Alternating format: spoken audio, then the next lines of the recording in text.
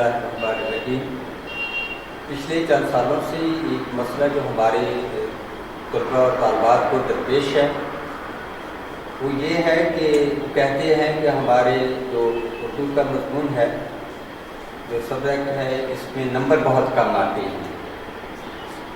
तो ये किस तरह से ज़्यादा नंबर जो हैं वो हासिल किए जा सकते हैं। आज आपके सामने मैं कोशिश करूंगा कि किस तरीके से एक स्टूडेंट जो है वो ज़्यादा से ज़्यादा नंबर हासिल कर सकता है, वो कौन सा तरीका है और किस तरह से पेपर को अटेम्प्ट किया जाए कि उर्दू में नंबर ज़्यादा से ज़्यादा आए। अजीज़ तलबा, सबसे पहली बात आपका हैंड राइटिंग है। हैंड राइटिंग का फैक्टर जो है ये हमेशा से एक मसला रहा है। जैसा कि वो फारसी का एक मकूला है कि गर तो खाई मी कुछ नवीस मी नवीस मी नवीस मी नवीस, कि अगर तू चाहता है कि मेरा जो हैंड राइटिंग है, मेरे जो ख़त है वो बेहतर हो जाए तो फिर लिखता रहे। लेकिन प्रॉब्लम फिर वही है कि पहले जब हमारी एज हुआ करती थी, हमारा स्कूल पीरियड हुआ करता था, तो हमारे जो उस्ताद थे वो तख्ती का हम सहारा लेते थे, कलम का सहारा लेते थे। और जब से ये बाल पैंट आ गई तो उस वक्त से ये प्रॉब्लम जो है ये कुछ ज़्यादा ही चल निकला है। पिछले चंद सालों से हम देखते हैं कि हमेशा से यही गिला बच्चों को रहा है, ख़ास तौर पर खुसूसन वो जो इंटरमीडिएट के तलबा और तालिबात हैं कि भी हमारे नंबर उर्दू में क्यों नहीं आते हैं।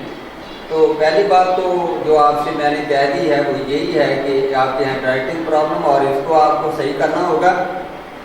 तो इसके लिए आप असलाह लें किसी भी कातिब से या किसी ऐसे शख्स से जो आपका उस्ताद हो, तो उसको बार बार आप लिखें। और कुछ चीज़ें ऐसी हैं जिन पे अमल पैरा होकर हम बेहतरीन नंबर हासिल कर सकते हैं उर्दू में। ख़ास तौर पर वो मैं आपको बताऊंगा। पहली बात हम शुरू करते हैं, आपके जो मारूफी सवाल आता है, मल्टीपल चॉइस जिनको कहा जाता है कि आपका पेपर जो है टोटल 100 नंबर का 100 का होता है, इसमें से 20 नंबर के मैथमेटिकली होते हैं और ये 20 नंबर आपकी थोड़ी सी कोशिश से आप हासिल कर सकते हैं।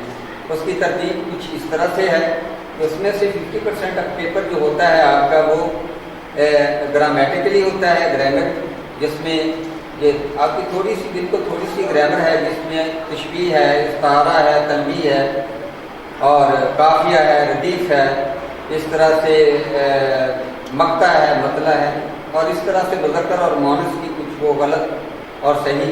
तो ये चीज़ें जो हैं इन पर अगर आप थोड़ा सा वक्त दें तो ये कोई मुश्किल मसला नहीं है। तो इसमें आपके अगर आपसे सही हो जाए तो 20 नंबर आपके आ सकते हैं। इसके अलावा भी कुछ मैथमेटिकली नंबर हैं हमारे।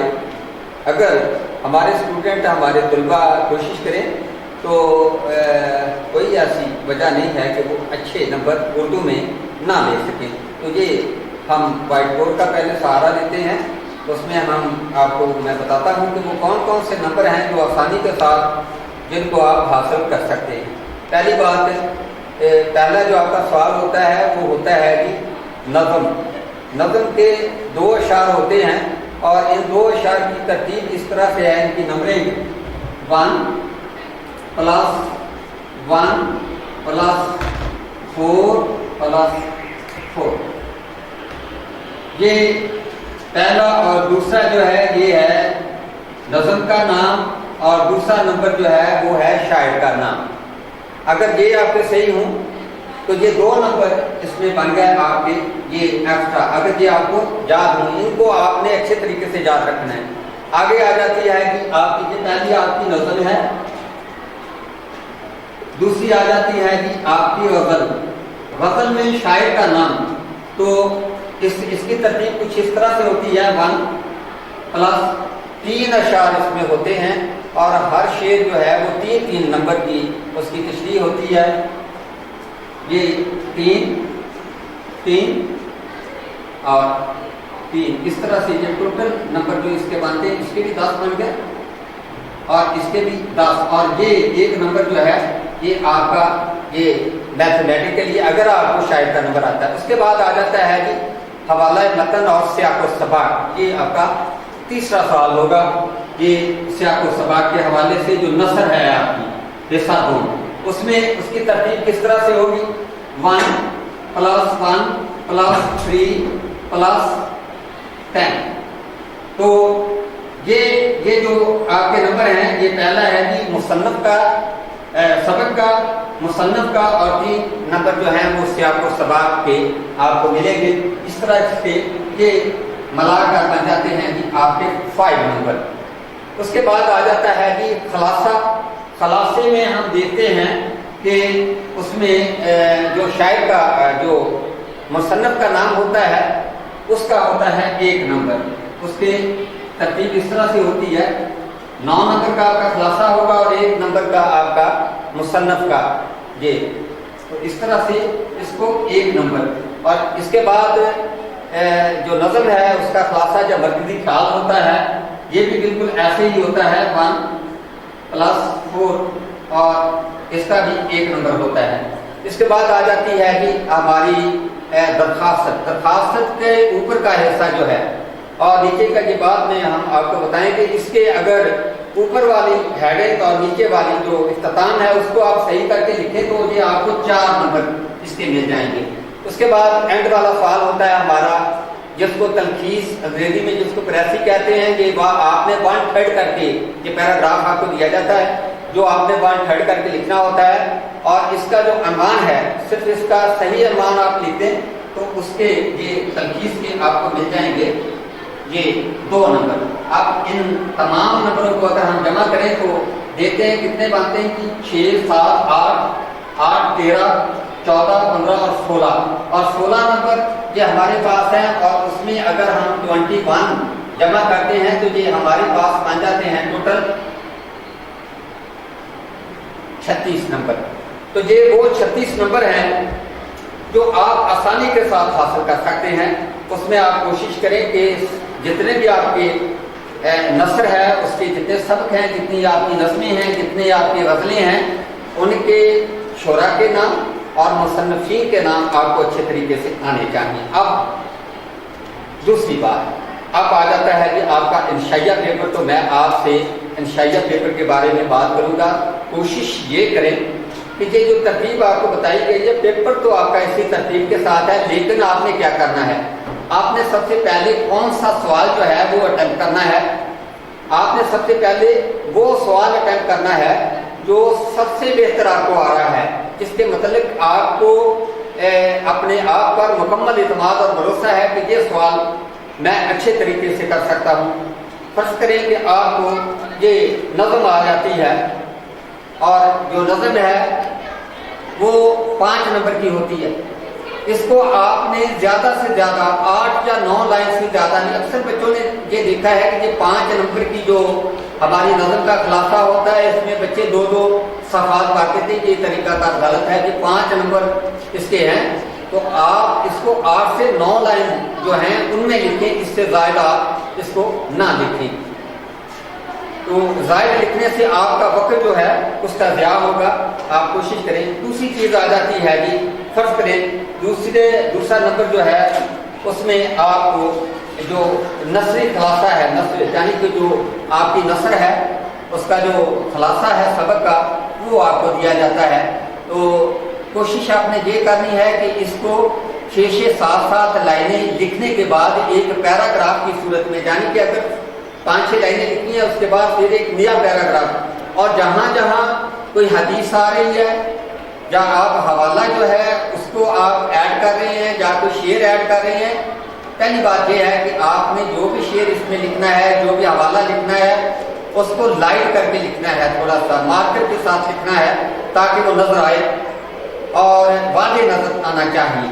اور اس کو تقریباً یہ 2 صفحات سے کم آپ کا نہیں ہونا چاہیے. اگر آپ 2 صفحات سے کم لکھیں گے تو آپ سے نمبر اس میں بھی کم ملیں گے لیکن اس کا خیال آپ نے یہ رکھنا ہے کہ اس میں مصنف جو ہے اس کا نام آپ کا بالکل صحیح ہونا چاہیے. یہ نہیں ہے کہ کچھ بچے ایسا کرتے ہیں کہ نذیر اکبر آبادی کی جگہ پر اکبر الہ آبادی کا نام لکھ دیتے ہیں اسی طرح سے میر درد کی جگہ پر میر تقی میر کا نام لکھ دیتے ہیں. یہ طریقہ کار یہ جو ہے اس چیز پر آپ کو مکمل عبور حاصل ہونا چاہیے. آپ کو پتہ ہونا چاہیے کہ اس کا جو مصنف ہے یا جو شاعر ہے یہ کون ہے اور اس کا نام پورا لکھنا ہے. فرض کریں اگر حالی صاحب کی کوئی غزل آ رہی ہے نظم ہے تو آپ نے وہاں پر الطاف حسین حالی لکھنا ہے. سر سید احمد خان کا مضمون ہے تو آپ نے صرف سر سید نہیں لکھنا, سر سید احمد خان لکھنا ہے. تو یہ اس بات کا خیال رکھنا ہے. اور آگے بھی فرض کریں آپ کو جو تیسرا سال وہ صحیح طریقے پر آ رہا ہے وہ اپلیکیشن ہے یا درخواست ہے. یہ درخواست اس کا آغاز کیسے کرنا ہے یہ آپ کو میں سامنے آپ کے دکھا رہا ہوں, اور اس کا جو اختتام ہے وہ کیسے کرنا ہے.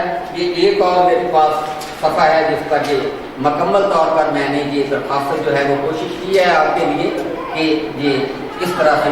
اور اکثر بچوں کی ایک اور غلطی بھی ہوتی ہے, وہ غلطی یہ کرتے ہیں کہ بعض اوقات وہ جناب عالی سے نیچے یہ عنوان لکھ دیتے ہیں. فرض کریں عنوان جو ہے اس میں آپ نے حصول ملازمت کے لیے آپ کی درخواست ہے تو عنوان لکھیں تو اس کے ساتھ حصول ملازمت یہ آپ درخواست برائے حصول ملازمت یہ عنوان کے ساتھ. اور ایک اور چیز کا خیال رکھنا ہے کہ جہاں پر خدمت جناب تو توصیفی ایک ہی آپ کا لفظ ہونا چاہیے, دو لفظ استعمال نہ کریں.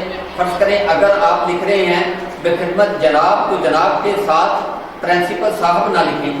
اگر آپ جناب نہیں لکھ رہے تو پھر صاحب لکھ رہے ہیں تو پھر ایک چیز ہونی چاہیے, دو نہیں. اور آخر پر اس کی اینڈنگ ایسی ہونی چاہیے اور آپ اس میں کوئی بھی کسی قسم کا بھی جو مقام ہے وہ اس کا نام نہیں دے سکتے ہیں.